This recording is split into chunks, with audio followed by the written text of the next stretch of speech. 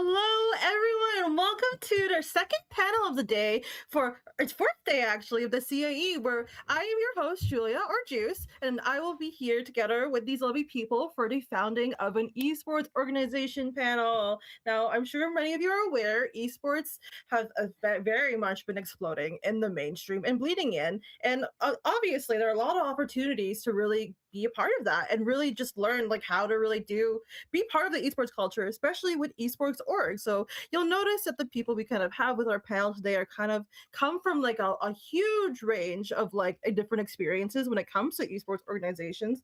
But I'll let them let them kind of show off themselves, starting from I guess we can go counterclockwise, I guess, from the display. So starting off at Jack, I believe. Hello, hello. Yes, great to be here. I run Third Sight. Got like the branded T-shirt.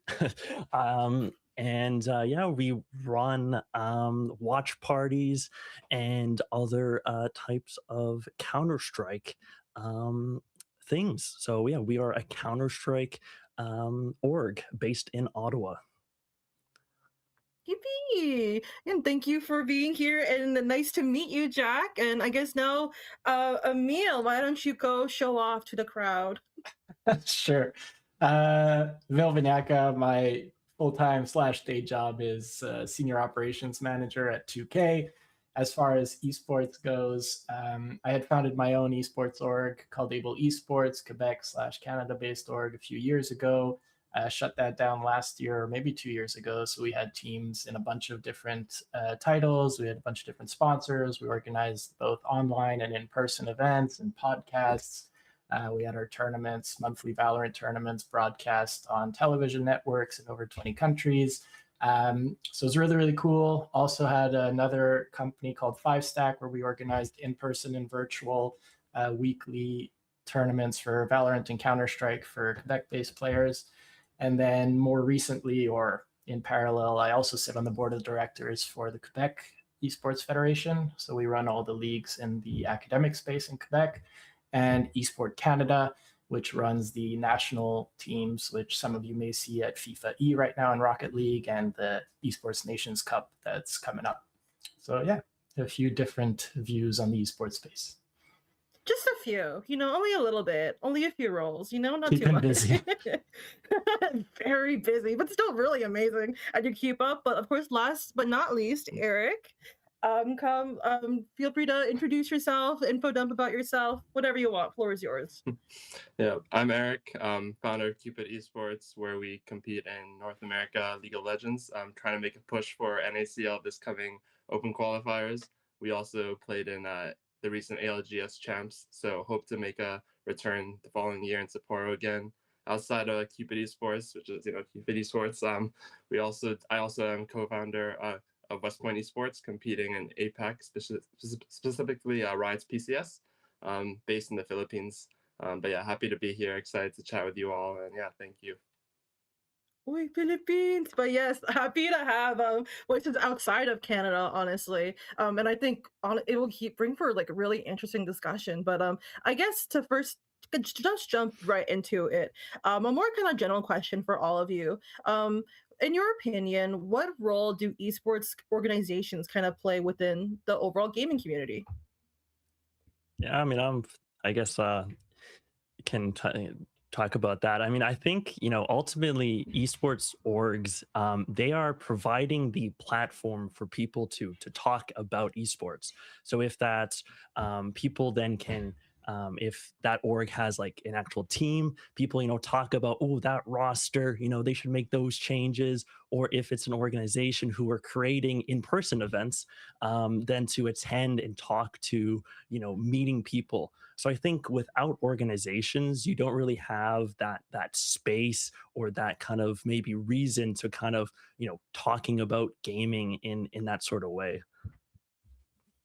No, yeah, I agree. Just to add on, I think esports orgs also play somewhat of a leadership role, influencing the community, especially the upcoming generations. They are the team slash role models, the players that a lot of the player base look up to. So I think just to add on, they also just help influence it, whether it's through community building, just influence, or just what direction they want to sort of shape the industry. A lot of eyes do look at these esports orgs, especially those that are in tier one.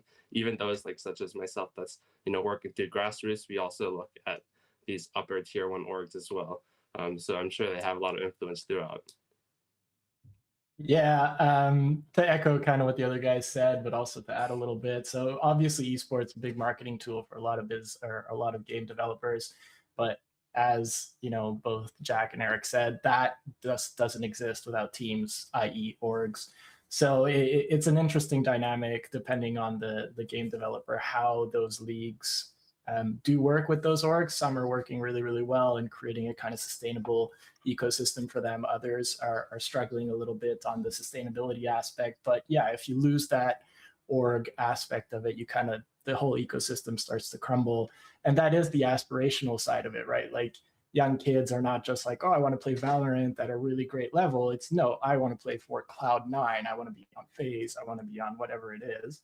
And then at different levels of competition, when you go back down all the way to grassroots, they play a bit of a different role where you think about your local soccer teams and more of that aspect, more of a social role within the academic space. They play more of a structural role for esports. So it's not just the Wild West of going online like when we were kids and getting faced with just this chaotic world, but more of a structured role, exposing them to all kind of the different aspects that the ecosystem has to offer, not just the competitive aspect, but the broadcast aspect, the team aspect, the communications aspect, the kind of balancing your life and video games aspect. So orgs can play a lot of roles, and thankfully they were, and they still are, passion projects, but thankfully they're becoming a little more structured and a little more streamlined and healthy, I want to say, that they have been in the past, but remain obviously a crucial pillar of the whole esports ecosystem. It's interesting. You all kind of bring up like different points that almost kind of come together, where it's like community is a big aspect, the whole operations of it, and how, like, team management, having those things exist in the space is so important. And like, at least from how I kind of understand it, where it's esports organizations like play an important role in kind of like helping define like the esports culture within the community, within the internet, that type of stuff.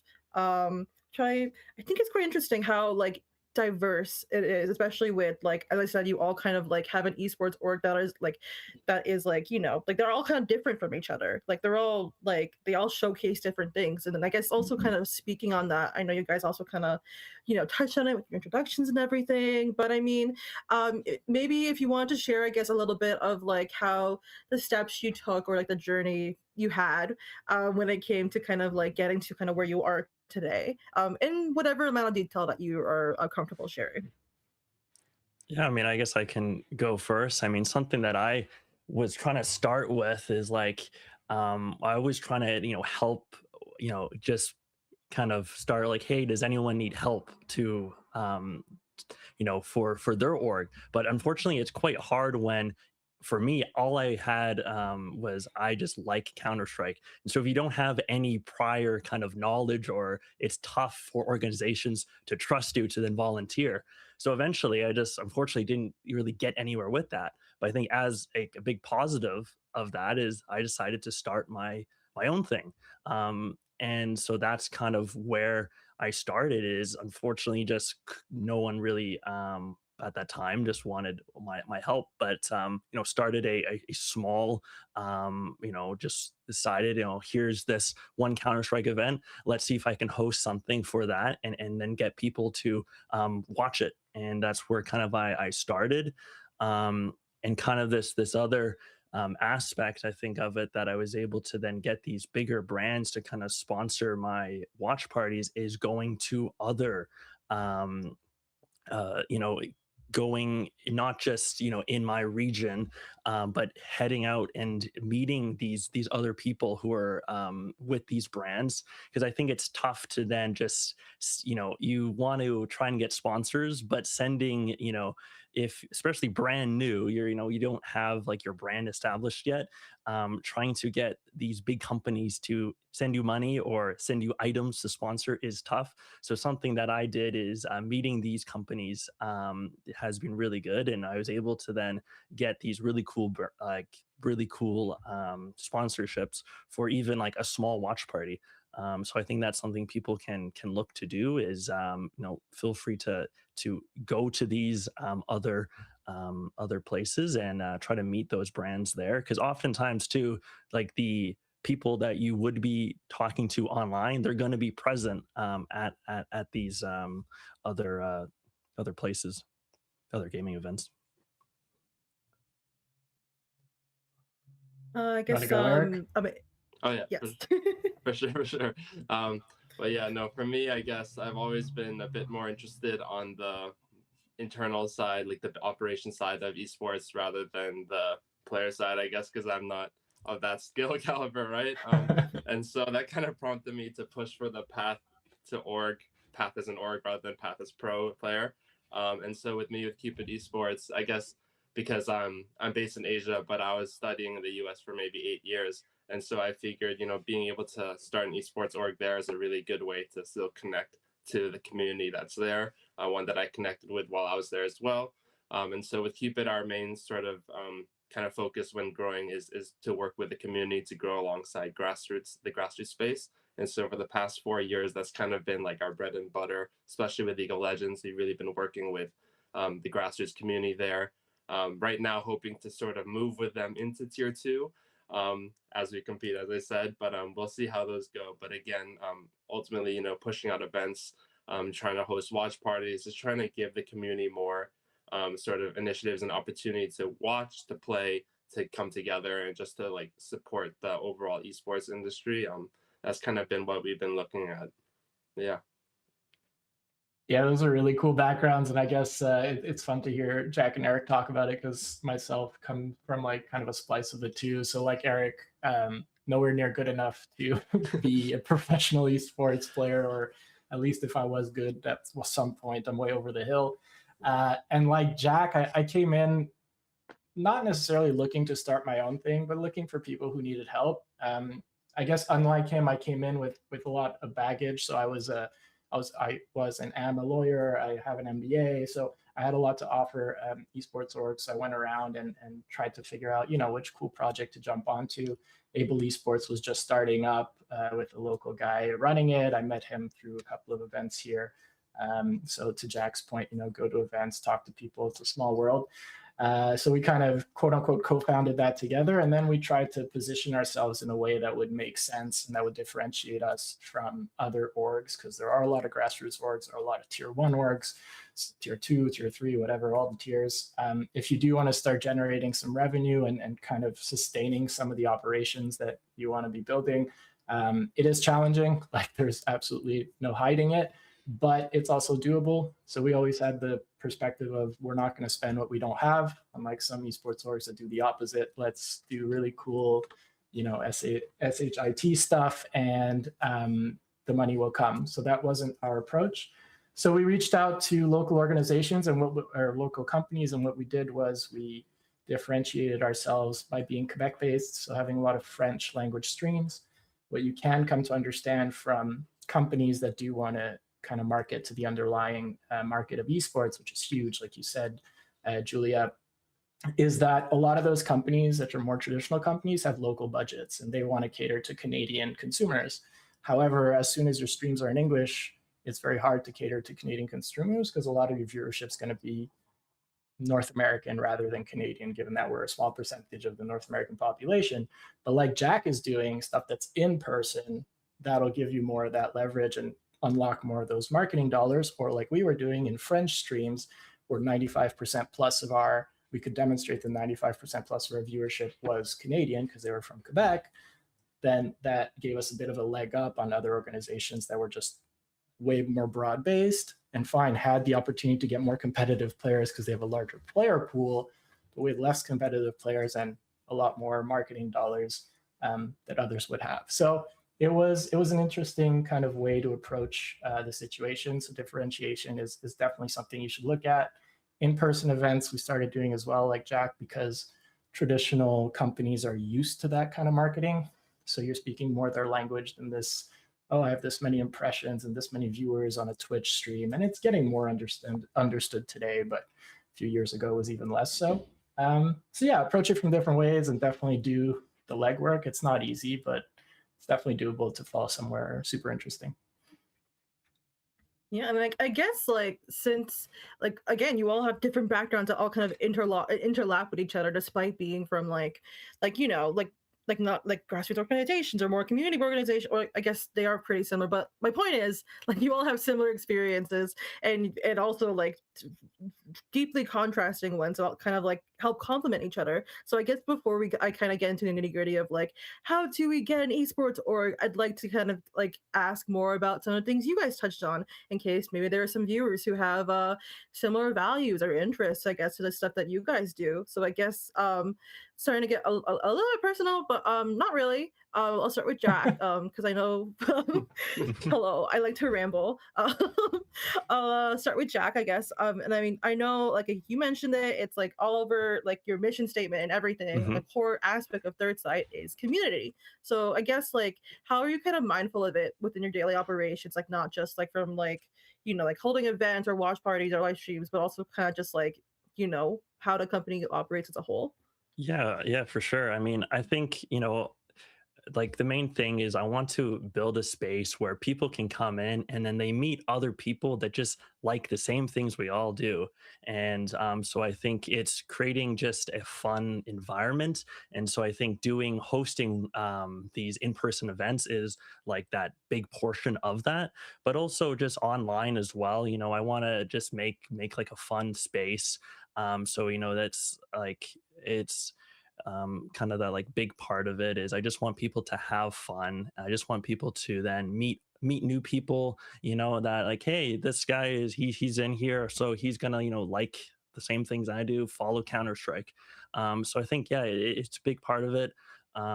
Is just creating just like a fun environment. And I mean, like the main thing is these when we go to like the in-person side of stuff, unfortunately, you can only run so many, per year. So of course, mainly it does happen online. So yeah, just trying to still almost create that, kind of fun in-person environment, but on line is kind of what I try to do. No, it makes sense. And I feel like, especially with how notorious, I guess, the gaming space is for being toxic and whatnot, like it's important to have spaces like that. So Mhm. like, yeah, that's awesome. And I think that's really interesting. I guess also kind of jumping over to Eric, I guess, because a lot of the organizations you do, especially Cupid Esports, are just like you described them as grassroots communities or grassroots organizations. So I Yeah. guess like what does that look like for you, and like what are the benefits of having a grassroots organization compared to like any other kind of structure that you could have employed for an esports org? I think for me, personally speaking, grassroots organization was a really great way for me to learn more about not only how like I guess like the more raw side of the esports industry functions, but also kind of like what the community sort of looks for as well as just time to just sort of be more familiar with the space. And so yeah, that's pretty much what I would say. I guess for us, when it comes to for Cupid Esports and working with a grassroots, similar to how Jack was saying, we're really hoping to also be able to find a place for the community to sort of get together, to find that interest, and to share that passion towards not only cheering for a somewhat competitive team, but also to be granted opportunities to sort of get together and to share that common interest. Yeah, I mean, awesome. I, what's it called? I know when I was like looking into like you and I guess like stalking you guys, I guess, like before this panel, like I don't know, like that seemed to be like what I kind of echoed amongst like with Cupid Esports or like with West Point or like all a few of your other Yeah. orgs. Like, I I I think it's cool. I don't know, like I was like trying to think of a way to say for the panel that it's like I think it's really cool that you're doing giving opportunities like this and like I don't know, like dedicating time to give spaces like this. I yeah, I think it's awesome. But I guess like enough glazing from me. Last but not least for Emil, you kind of touched on already, where like you kind of started off as like a lawyer, a business lawyer, I believe. And so I like again like all like we you guys all have like a lot of like different skills that you put in a job, but I think it's fair to say that like going from business lawyer to like esports director and etc. is a very big jump. So I guess I'm asking or curious about what were like things from when you were like actively practicing that you kind of carried over as like I'm really glad I have this like second experience that I kind of like learned from. Yeah, I was fortunate enough to come in with that kind of background and like be, I don't know, like a boomer in the space, I guess, in the sense that I talk the same language as a lot of the people that hold the purse strings on the sides of those sponsors. So it was a lot, I want to say, easier for me to kind of converse with them and convert those leads into actual dollars. Reason being, I knew what they were looking for, I knew what they needed from us, and I knew kind of how to present it to them in a way that would make sense. So from my legal and business background, what it let me do is come in with credibility. So one, looking at my credentials, they already trust you more than, unfortunately, when you're an 18-year-old that just loves esports. Like, it's great, you can get stuff, but you have such a bigger mountain to climb without, any other reason than you're just young and inexperienced. Two is it helped me kind of accelerate a lot of the stuff that we needed to do, like incorporate the company, like have the right accounting methods, like have the right return on investment kind of metrics. So it helped with a lot of that stuff. On the other hand, I was so far removed from my days of actually, gaming all night and whatnot, that the community aspect that these two guys just talked about was a little more challenging for me. So I kind of, surrounded myself with people who were better at that than I was, and that's where it was funny because most orgs struggle on the business side and are really good at the community side. And for Able, it was actually the contrary. Like on the business side, like we were, generating revenue, we were cash flow positive, but on the community side, we had to work a lot harder to build that. So we organized tournaments, in-person events, community nights, all that stuff, podcasts and whatnot, talked about the space, but that's where we had to put way more effort than on the side where most orgs put their effort. So depending on your background, you're going to have to leverage what you're good at and identify the gaps at what you're not so great at and try to fill those gaps with the people around you, which we did pretty well for a few years. And then eventually, you have to decide whether you make that jump into like a tier 2, tier 1, and where you like invest yourself full time and actually try to pay yourself or someone else a full-time salary. And that's where you have to decide whether you keep these projects up long-term or not. In our case, it just wasn't worth it for me just because of the, full-time jobs that I can have outside of esports, which is hard to translate into esports. But if you are younger, there are opportunities to get in there and really do something serious and full-time for sure.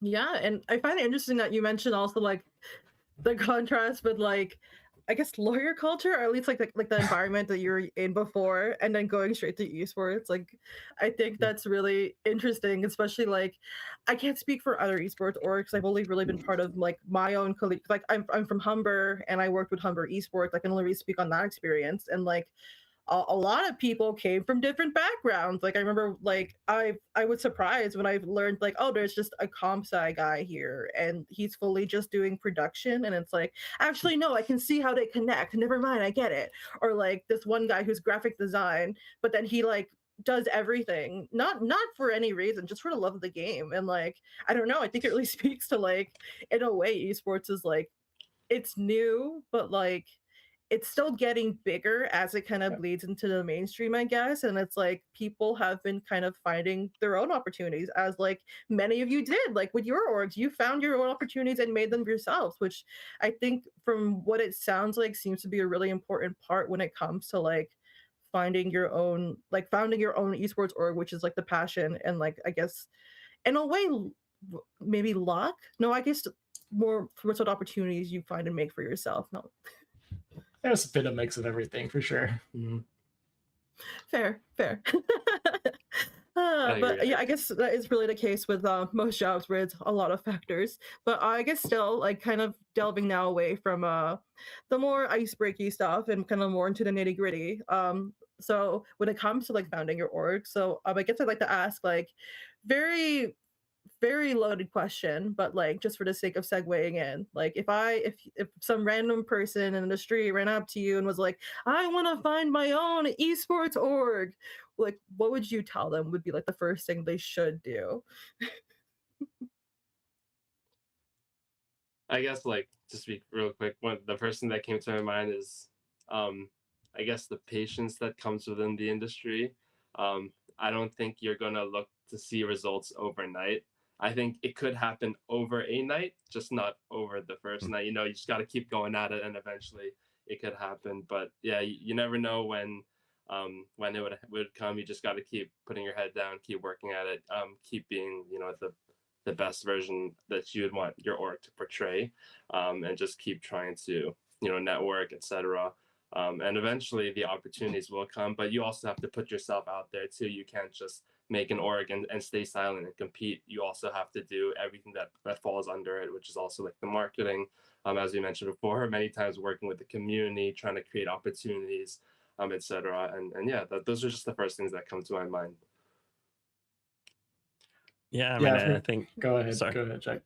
I think too, something is start small. I think I see sometimes these like people who out like they will just like announce just these huge tournaments and it's like brand new, org, and it's like, where did you come from? And you're announcing like $100,000 tournament, if not more. And I think unfortunately then those tournaments then they don't go anywhere. They fail. But then what will happen is no one's going to trust you if you then release, if you then come back and try to start that up again.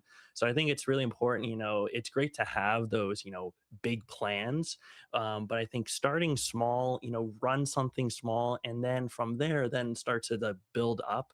And then you're going to get people who then will then trust you, which I think is really important because esports, I think there's a lot of, some people then don't really have that much trust because of all of these maybe like scams almost, or these random $1 million things that just come you're like, where did this tournament come from? So yeah, I think definitely start small, I think is important. Yeah, I think that's great from Jack. And I mean, my first reaction would be if someone asked me whether they should start an esports org, I'd say no. But um, I guess the more nuanced answer is like, why are you doing it? Where do you want to get to with it? Calibrate your expectations, kind of like Jack is saying, and like make sure you're surrounded by the right people. Like Eric said, it's a long process. You got to stick with it for the longest time. Like it's not gonna like you're not gonna get paid for it. It's just gonna be a passion project. So you better make sure you really have the passion to see it through. Like so many orgs like pop up overnight and then are dead 2 weeks after when these people are like, oh my God, it's actually hard to get a sponsor. And my players keep rotating and I keep losing them. They keep going away. And oh my God, just to get jerseys costs me $100 a player. Anyway, but start small is really cool. And that was our approach. Don't spend what you don't have. Start small, calibrate your expectations, do little things, and then check. Our first sponsor was $500 for 3 months. And then we came back after 3 months and we showed them, here's what you gave us, here's what we had promised you, here's what we actually delivered. And oh, they signed back for $1,000 over 3 months, and then 3, and then 30. So like, grow those relationships, build that trust, like Jack said, don't burn bridges. Think long term, make sure you're jumping into a project that you actually want to jump into. And like there's no shame in failing, there's no shame in giving up. Like you learn from all those experiences as well. Myself have closed my esports org, I've closed my leagues, but I learned so much and I met so many people, and I really, really appreciated those experiences. So by all means, get out there, do it. So I'm going back on my first answer of don't do it, but like figure out why, figure out what you need, get out there, try a project, learn a lot in the process, and just make sure you're doing it the right way and not burning yourself and your credibility out there. Yeah, I find it interesting that it's like you guys mentioned, like, there is like the nitty-gritty of it where it's like, networking, making those connections, like, and like just doing little things to build yourself up, but also managing your expectations. Cause I feel like a lot of people don't realize how much, like, as you guys said, like how much of a passion project this really is. And I guess like that kind of mentality of where it's like, okay, this is something I really want to do and I'm really passionate about, but I don't know if it'll work. Like, was that really a thought process that you guys kind of had when it came to developing like your first orgs or like something you may still have now, or is it kind of just something that you've kind of like, it's not that big of a deal. Like, I'll do it, and then whatever happens, happens. It's okay. I jumped into it personally because of how interesting I found the industry. I really like the fact that nobody had or even has kind of figured it out yet. The business model for esports orgs is not yet figured out. Yeah. The tier ones are struggling hard, and we're being artificially propped up by a lot of money now coming out of Saudi that delayed a little bit that esports winter that everyone was talking about a couple of years ago. So that's why I got into it. It was purely interest combined with passion. So I didn't have an aspiration necessarily to be like, oh my God, this is going to be the next big thing. But I was like, you know what? I love video games, competitive video games. I always went to LAN events. I played online tournaments. Like, why don't I try to put my skills to good use where, like Eric, I'm not going to be a pro, but I'd like to stay in the scene. So let me build something with other people, build a community, give back to something that I like, and then see where it goes. And there are opportunities where it might become something full time or something more serious, but that's not necessarily what will always happen. But along that path, you'll develop skills and relationships that are definitely valuable.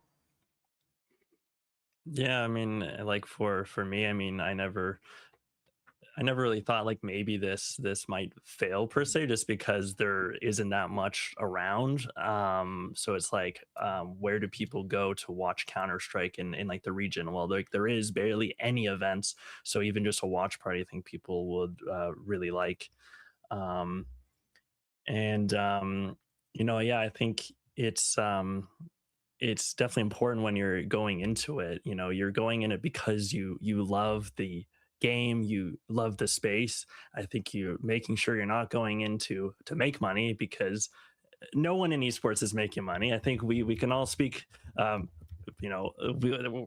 people here with these organizations, we're doing this because we just love the space. And so I think that it's not to scare people that you're gonna lose money, but unfortunately it is something that it's definitely tough out there. But as long as you're really passionate about it, and you have fun with it, I think then it doesn't really matter that much, because yeah, there's so many good things that you can make out of it. um and so yeah, I mean, I think it's just great to just start. Yeah, I guess like one thing that we all have in common is the passion and the love for the industry. Same as you guys, yeah. Was into it also because of passion and interest towards it. But similar to what Emil was saying, the industry is so new. Maybe slight delusion of my younger self, but thinking like, where could this be if I just, as I said, like put my head down and just see where it could take. My first ever esports org, after a summer period, I got pretty burnt out, and so I just put that in the archives. And then maybe after like 7 months, 8 months of just keeping the back of my mind, I really thought like, oh, this is something I want to actually try to do properly, and not like give up, like halfway as yeah. So that's kind of what led me here. Fortunately, some opportunities have lined up. I was able to expose myself through different facets of the industry. That kind of gave me some kind of assurance that this could work if it did work. Not just got to keep waiting for that overnight success, as we were saying earlier, right? But yeah, that's pretty much how I got into it too. Sorry, I was like cutting in and out. I had some tech issues on my side. So I did hear some of the answers, but not all of it completely. But I won't make all of you repeat it again. Just letting you know that so I don't sound like an idiot if you're like, I already said that. But But yeah, I still caught like a little bit of it, and like yeah, I think that's really interesting that it's like you're all at the end of the day individuals who are like motivated by passion, and it's like having faith like despite all the failures like that you went to, which is realistic, honestly. Like if anything, I personally think failures give for more knowledge and more interesting experiences, and obviously that kind of reflected for you guys throughout your career. But I guess also I'm curious if there are any kind of like differences within the way certain organizations may operate, depending on like what kind of organization it is you got like or someone would want to do. And I guess I'll start with collegiate asking for that, because I know you all vastly have some experience with it to some degree. So I guess like, is there any special steps when it comes to making a collegiate esports program compared to like your traditional or typical esports program? Um, I think you're going to fall into some of those similar struggles, but you're going to try to solve for them in different ways. So collegiate obviously also has a funding issue, as all esports orgs do. But to get funding at the collegiate level is also a recognition kind of threshold that you need to get if you actually want to be a team of that college. So depending on the college or the school that you're at, you may have to go through a lot of administrative process. One, to just be able to use the name of the school, and two, to get funding for whatever it is that you want to do. And then from the recognition standpoint, are you going to be a student club? Are you going to be a student union? Are you going to be a varsity team? At what level of recognition will you be? And that'll also play on the number of funds that you have. Beyond that, finding an internal champion. Is it student run, or is it run by a teacher or a professor or a coach or whatever it is? And what kind of organization do you want to have? Do you want to compete, or is it just you want a video gaming club? Because those are two different things, and they can evolve. Like Jack said, you can start small and you can grow, or you can do an event at the ETS here. So one of the engineering schools, they run a LAN event for the last 22 years, the biggest one in Canada, and that's where the thing started. And now they have competitive teams for the school. So yeah, it is different if you're running it out of the school. I think you can get more support, but you can also run into more roadblocks. So sometimes it's actually easier to do it at the school because of that structure and that funding if you unlock it. But sometimes it's a lot harder because honestly, starting your basement org, like you could do that today. You build up a logo, you get 5 friends, and you have a team, right? So it depends. It depends what you're striving for and whether those doors are open or not. Yeah, and I think too, something that like can happen is that I've kind of seen is each school will kind of do esports a little differently, and I think one of the big things that's still being kind of still is kind of like a big issue is how the school is going to deal with certain titles, so titles with guns. And so some schools then won't fund those games, and so that's definitely something that will definitely be tough for each of your like schools.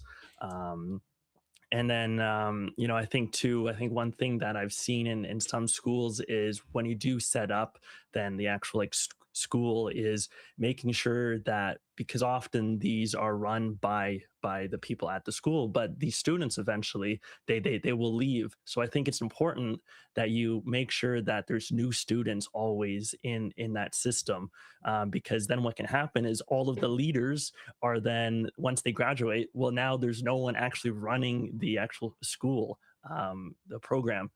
So I think that is something to make sure, because there are some cases where that team is just dead because every one of the leaders are now graduated, but then there's no one new. They don't have the access to like post stuff on social media because the person who had access to that, they're now gone. So yeah, I think that's something that I've kind of seen.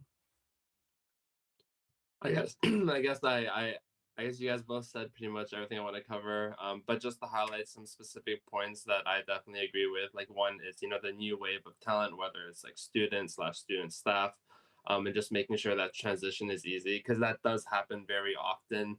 You see clubs closing, clubs reopening, just a lot of inconsistency, lack of communication. Um, And then also same with what Emil was saying with budgeting and stuff like that, and the comparison between a basement org versus like that collegiate org. If you're able to get that support from a collegiate program, obviously that sort of increases the ceiling of where the team can hit, but also just needs to recognize like where you want to take it. Is it like just a fun campus org, or is it really like a college team, and I think when you make that differentiation, I'm sure um, these um, these colleges definitely expect different sort of engagement from you as well. So just being able to understand that and knowing where you'd want to jump into. Yeah, no, that makes sense. I feel like you guys nailed a lot of like the important parts for collegiate because yeah, I feel like at least from my own experience, like within an org like that, like just kind of like how other orgs are like our orgs outside of collegiate are also figuring things out. Like it feels like collegiates are kind of like really figuring things out, and it's not even like their fault. I would say like there are a lot of programs that I see that I wish they had more support, but also kind of like they're doing amazing with what they have. So like that's great. And I guess like we already talk about it a lot throughout the panel, but I'll still ask in case there are specific points you want to highlight for like starting an esports org like outside collegiate, like not a tier one org, but like like just maybe a community organization or their own grassroots organization, or just like something smaller scale, I guess. um don't be afraid to fail, try things, build, like Jack had said earlier, build small, iterate. Things don't have to be, what's that saying, perfection is the enemy of good, or something like that. The things don't have to be perfect day one. You can throw an event, it can be something that you're not necessarily super proud of, but then the next iteration will get better and better and better. And try, if you are kind of looking at an org, try to understand which type of org you want. Is it more of just a place for amateur casual people to chill and build a community? Is it more of a competitive org? Is it more of an event organizer? Is it all of the above? And it can change with time, but when you do set that, then you can start to understand where you fit in the ecosystem. And if you do want to start bringing in funds, you can start to tell a better story of how you're different from other things, or why they should put money or prizes on you. Like Jack explained for himself, there is nothing like this where I live. Like, I am the first to do in-person Counter-Strike watch parties, and that's great, and there is a community for that. So yeah, try to position yourself, build. Don't be afraid to fail. It's a learning experience, and don't be too hard on yourself, and know that it's going to be a lot of work. That's like, it just will be. But since it is a passion, usually that work is not too bad, but it can get tiresome after a while too. For sure. I guess to add on also, like that to have that vision, to that longevity, be able to see it through, but also at the same time setting shorter checkpoints or whatnot, so you could see these pieces of progress. Because as we highlighted before, the results come in. You don't know when the results come, and it can come in slowly. So being able to set these metrics / checkpoints for yourself, you can identify these areas of growth, even though it might not be as visible. But just being able to do it. And similar to what Emil is saying, like the only way to learn is through, well, the best way to learn sometimes can be through mistakes. One great thing about the esports community is they are very understanding towards the grassroots orgs that are coming up. So for me, when I've previously done events, and I've had events where they have flopped, I've had production where they weren't perfect, and everyone is, they understanding. They support it. They appreciate even the idea of taking initiative to start something like this. So yeah, just go for it. The worst that can happen is you just don't make an esports org at the end of the day, but at least you could say you tried. Yeah, I mean, I think just to add even more on that, it's like, I think for me, I wanted to start so long. I was like, okay, this is, like this really cool space, but I'm not quite sure like where to start. So I think I just wasted, lots of time just thinking about it, and like, okay, I need to enter into esports, but I have to have this like this whole thing. I have to have, okay, maybe I do like a team, but then I need to have all these people, and I don't I really don't know what to kind of do. And so I think maybe thinking about it too much, and thinking, oh yeah, this would be really cool, but then not really doing anything can also just kind of hurt yourself. So yeah, I mean, this kind of goes back to just trying to start small and just kind of go and just start something, because yeah, I mean, yeah, worst thing you do is you just don't do it. As said. I mean, real, yeah. And I, as much as passion is a huge part, I guess, of the process of finding your own org, I guess I'll quickly pivot to another aspect of it, which I know you guys have touched on, what the more, I guess, business side, the more funding side, which I understand can be a pitfall for organizations. So I guess I'm curious, like when it comes to like funding or looking for grants or things like that, like how do you guys kind of approach like how you market your organizations and your brands to like so that it's more appealing for like the funds and grants and sponsors that you want to get. I mean, I guess I can start because unfortunately for us, still don't really know. So but something that I think you can look at is it is hard to get sponsorship dollars, but that doesn't mean you can still reach out to these companies to get like merchandise. Especially early on, they're going to be more willing to give you these merchandise, give you stuff to hand out. It is just in this background image, there's like a table full of merchandise, and so I was able to give that out to hand that out. And so yeah, I mean, starting off, I think that's like a really great way is to then ask for items, and then once you have these then you can then say, hey, this was really good. Then that brand is going to be okay, yeah, these guys are real, and then maybe then you can then reach out again to try and get that sponsorship dollars. But I mean, for us, I mean, that's kind of where we're at, is just kind of getting not so much money at this stage. But yeah, I mean, I think you can still get lots of good stuff by just asking these brands for free things. Yeah, what Jack's saying actually does happen quite a lot within the grassroots space. A lot of orgs actually do reach out initially to sponsors, not necessarily asking for cash support, but more so just like X deals, whether through any kind of merchandise or goodies or whatever they have, just to help get their brand with the org to show that case of credibility.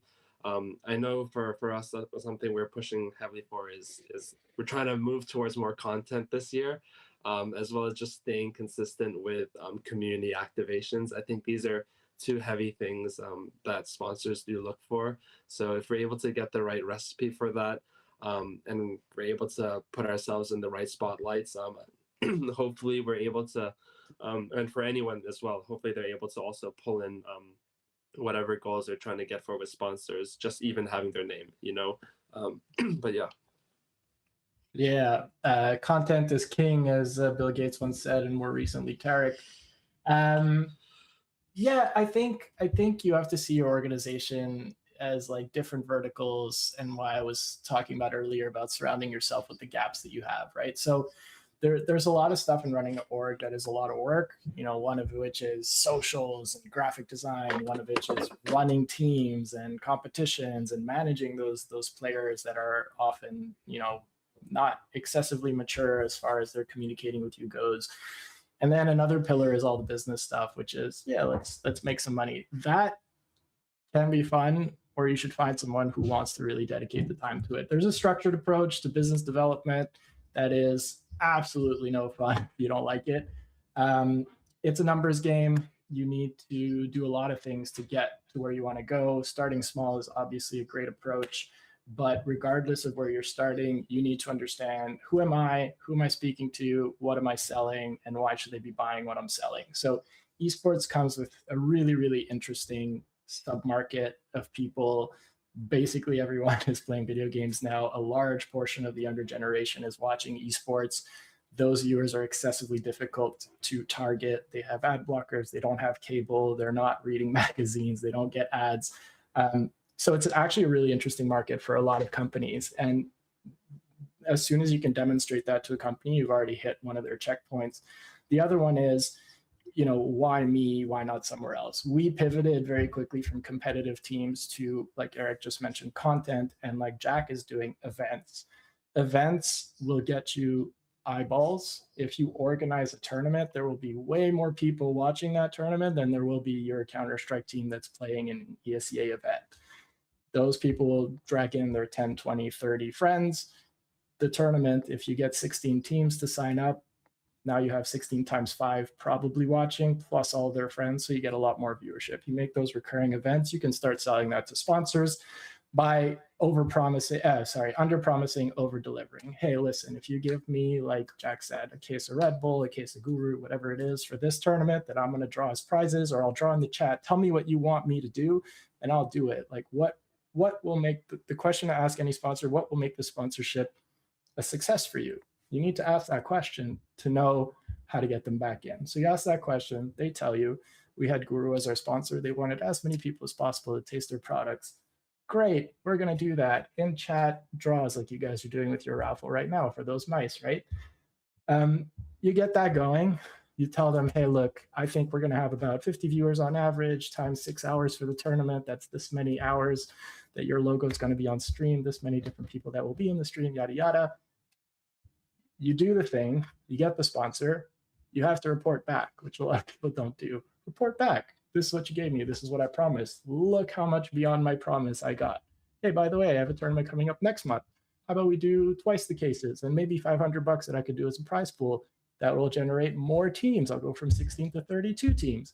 And you grow with time. We started with a $500 sponsorship with our first sponsor. It went up to 30 grand. So iterate, understand what they want, over deliver on your promises, and put a shit ton of work into it. To get 12 sponsors, I had to write to 200. Look at your network, look at your second degree network. LinkedIn, super useful for that. Look at their websites, make a list of potential sponsors. Like Jack said, go to other events, see who's sponsoring other events, see how you differentiate yourself.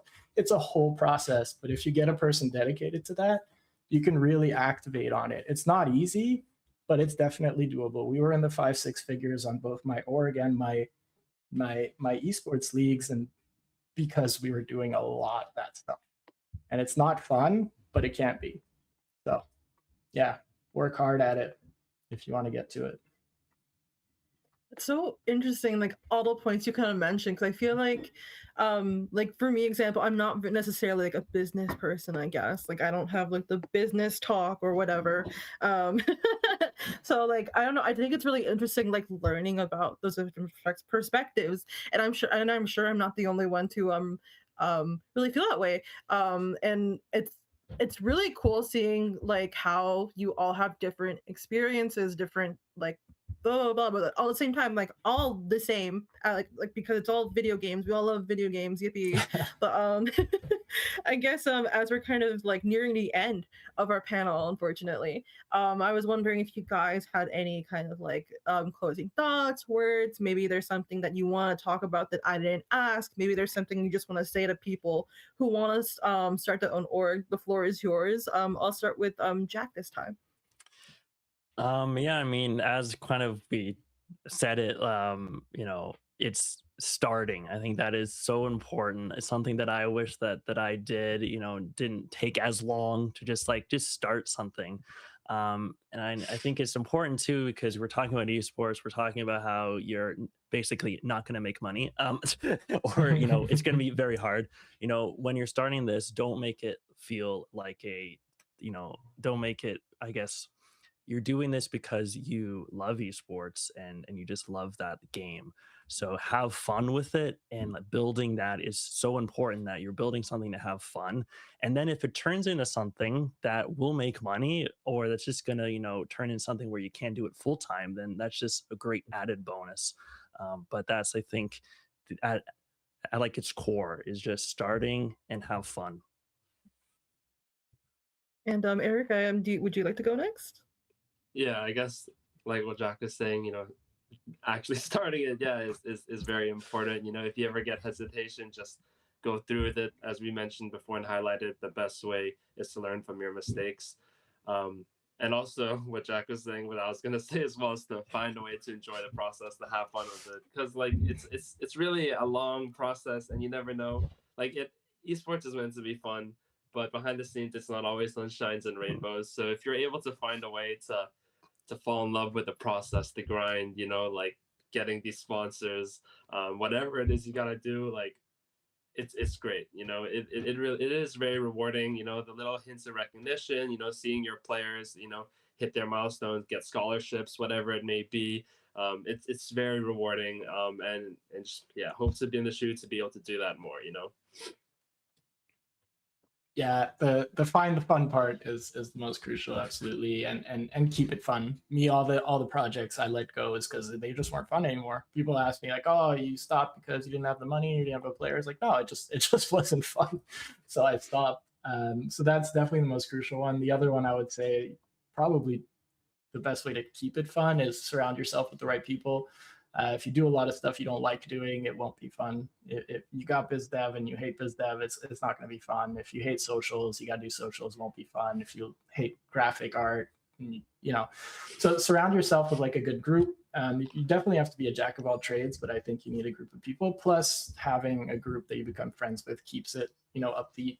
Because, like Eric said, like it's not always rainbows and sunshines, and you will get those really immature or really angry people. Even if you do everything you can to please everyone, there's always going to be people who are unhappy, and usually those people are the loudest. So you kind of overhear, you hear too much of the negative side and don't get enough of the positive. So passion project, keep it fun, surround yourself with the right people. And with that note, that is really the end of our panel. So yeah, thank you guys so much, Jack, Emil, Eric, for coming on to talk with me and share your wisdom with everyone. In hearing all about your mix of passion and business, and then also like the nitty gritty with esports work. But I guess before I really close off everything for now, I will do our little our little obligatory sponsor read from BMO, who is one of our sponsors for CIE. And I guess for folks who don't know, with BMO, to help you focus on what's important, BMO has checking and savings accounts, credit cards, and borrowing options specifically designed for students. Open a BMO student account and get up to $950 in value, including $175 cash with BMO's current student offers. Visit bmo.com/students for details, or type !BMO or !BMO next level in the chat for more details. And we also have One of Zero, who One of Zero has supplied CIE with 6 gaming mice that make you better at what you do. Type !raffle in the main channel chat for a chance to win one of 6 gaming mice supplied of One of Zero. Code like a maniac, design like a guru, and game like an assassin. Take pride in your setup and look good while you achieve it all. Discover your inspiration, defy definition, be One of Zero. And to learn more, type number 1 of 0, just the number 0 in chat. Thank you guys so much again for coming to the panel. And we still have a lot more coming up for today. Day 4 is far from over. You can catch us at I believe it's around 8 p.m. where we'll have the Valorant Game Changers finals today. Woo-hoo! So yeah, coming back here for the main channel, come check that out. But for now, thank you for tuning in. Thank you to our guests. Thank you to everyone. Thank you to everyone. And yeah, we'll see you soon again. Bye. Bye.